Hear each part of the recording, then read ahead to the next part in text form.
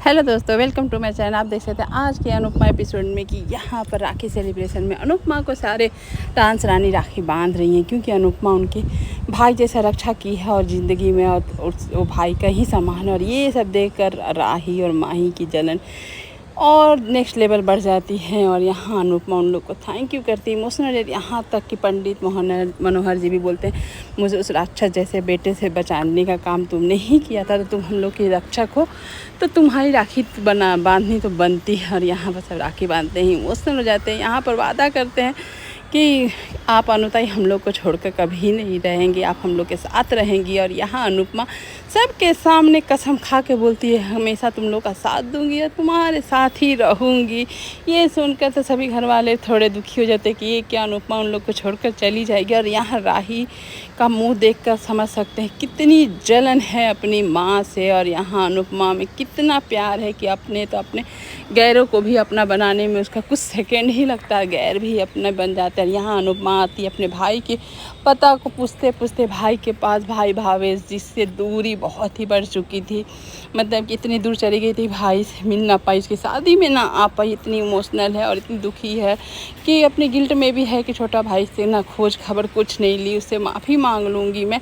जैसे ही उस घर के नज़दीक जाती है तो दरवाजे के बाहर से ही आवाज़ सुनाई देती है उसकी पत्नी की, उतने अपशब्द बात कर रही होती है, उसके भाई से लड़ाई कर रही होती है। और ये सुन के अनुपमा एकदम से और दुखी हो जाती है कि उसका भाई किस सिचुएशन में रह रहा है। यहाँ उसकी वाइफ पत्नी मतलब कि एक पैसे के लिए लड़ रही होती है, उसका मतलब कि उसका लाइफ स्टाइल चेंज नहीं हुआ, तुम्हारी बहन इतनी अमीर है लेकिन तुम्हारे साथ कुछ नहीं दी, कुछ नहीं की, उल्टा छोड़कर भाग गई। इस तरह से वो ताना दे रही होती है। अनुपमा ये सुन के एकदम से भावुक होकर वहाँ से जा ही रही होती है, तो भावेश जैसे ही दरवाज़ा खुलता है तो अपनी ताई को देखकर एकदम से इमोशनल दोनों भाई बहन हो जाते हैं। और ये देखकर सीन इतना, सच में आँख में आंसू तो आ ही जाएगा ऐसा।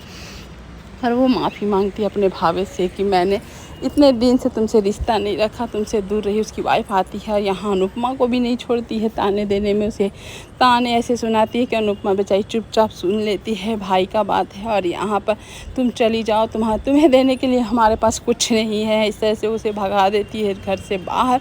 और ये सुनकर बेचारा भावेश एकदम से तिल मिला जाता, बोलता मेरी बहन के बारे में तुम ऐसे नहीं बोल सकती। और उसके बाद भाई बहन ऐसे फूट फूट के रोने लगते हैं, भावेश रोने लगता है। या अनुपमा बोलती तुम इतने तकलीफ़ में थे, मुझे पता नहीं था, मैंने सोचा कि चलो मेरा भाई शादी कर लिया, अपने लाइफ में आगे बढ़ गया तो उसके लाइफ खुशी होगा, लेकिन ऐसा है लाइफ नहीं जानते थे, मुझे माफ़ कर दो भावेश, मैं तुमसे कोई रिश्ता नहीं रख पाई। इस तरह से अनुपमा यहाँ बोली, भावेश भी बोल तुम ऐसे छोड़ के क्यों चली गई थी अनुताई। और ये सब दोनों एक दूसरे से बात करके रो रहे होते हैं।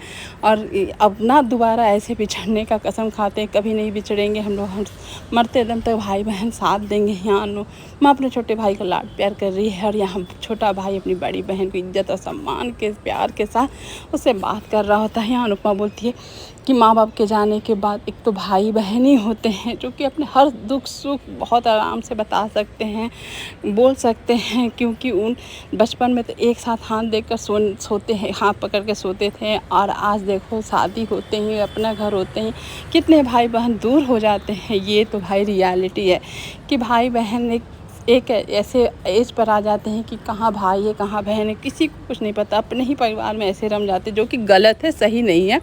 और यहाँ अनुपमा वही बात कर रही है कि अब ना हम लोग कभी बिछड़ेंगे। और यहाँ पर अनुपमा अपने भाई को गले लगा कर रोने लगती है। उसके बाद यहाँ पर राखी बांधने आई है, तो राखी का बांधना तो बन रहा होता है, यहाँ पर टीका लगाती है, आरती करती है, अपने भाई को मंदिर से थाली ले कर के और यहाँ पर राखी बांधती है, भाई को दूसरे को मीठा खिलाते हैं। और ये देख कर मोमेंट बहुत ही अच्छा लगा।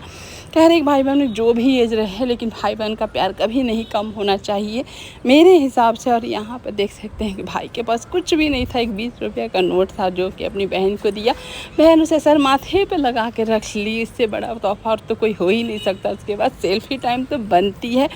और यहाँ देख सकते हैं अनुपमा अपनी होने वाली बहू यानी कि प्रार्थना का पैर मसाज करना चाहती है, लेकिन प्रार्थना बोलती है नहीं आप तो सास है। अनुपमा बोलती सास से पहले तो माँ हूँ, तो माँ ये सब कर सकती है बेटा, और सास क्या होती है ये सब नहीं होता है। तुम जिस हालात में हो उस हालात में ऐसा होता है कि कोई थोड़ा पैर दबा दे, कोई थोड़ा। ये अनुपमा जैसी अगर सास हो तो बहू भी कम हो, बहू ना रहेगी, बेटी तो तुरंत बन जाएगी। अगर ऐसा माहौल हमारे आसपास में बन जाए तो क्या ही अच्छा। उसके बाद यहाँ दौड़ते दौड़ते आती है सरिता। एक वीडियो वायरल दिखाती है जहाँ पे सरिता पर चोरी का इल्ज़ाम लगा होता है और यहाँ राही बोलती है आप लोग का बात अगर बाहर चला जाए, डांस रानी डाकू है तो क्या होगा। और यहीं पर एपिसोड ख़त्म होता है। Thank you for watching.